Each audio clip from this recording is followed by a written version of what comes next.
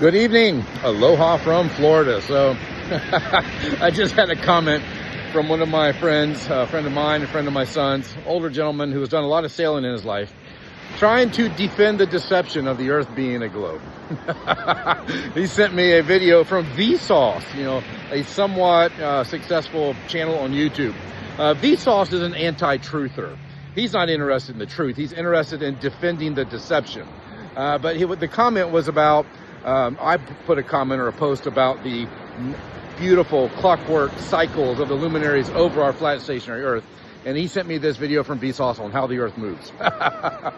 Okay, the Earth does not move. Here's my response to him, short and sweet. What we see in the sky with the sun, moon, planets, and fixed constellations does not work. It cannot work from a globe that is allegedly rotating, revolving, tilting, wobbling, and spiral vortexing at least 4 different directions and 4 different speeds all at the same time. The night sky captured under time-lapse photography would look like a bowl of spaghetti.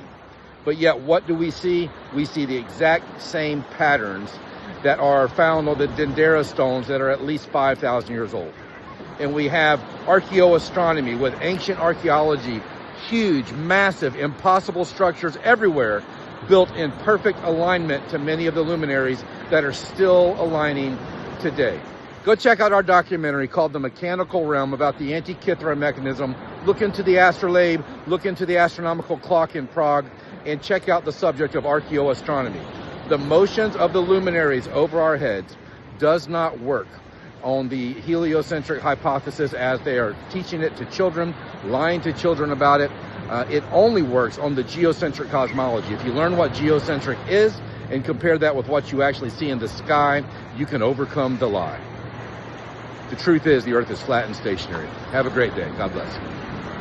So there's multiple things. The moon map one, there was a fellow who was on YouTube who put up a lot of that stuff, and YouTube removed all of his videos. If you ever take a prism, I don't know if you've ever taken a prism, like a circular prism or a triangular prism or anything, and you look through it and you put it close to your eyes, kind of like that, it'll actually flip everything upside down. So what we are currently seeing is the spectrum from the prisms of our eyes, but we can't see the full spectrum of everything.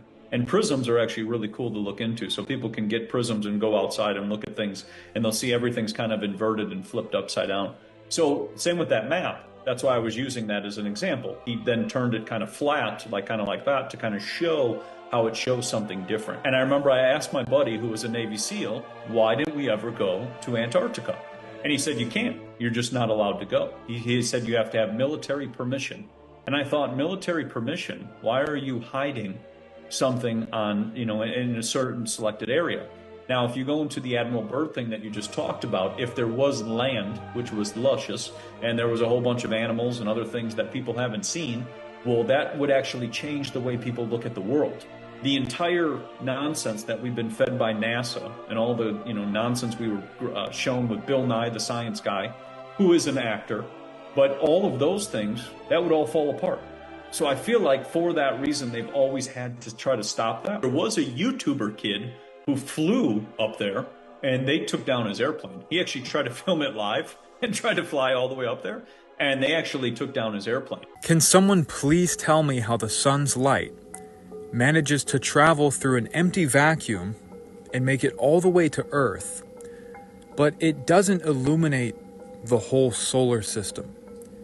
It's a black void where no light can travel through, and then once it hits Earth, suddenly it illuminates the Earth. But we all see the animations and pictures of space, right? The sun's light isn't illuminating the entire solar system and traveling all the way to Earth. It's a void, and then it hits the Earth, and that's what causes day and night. And then the Earth rotating, when we're facing away from the sun, that's nighttime. But the sun's light can still travel to the moon and reflect off of the moon.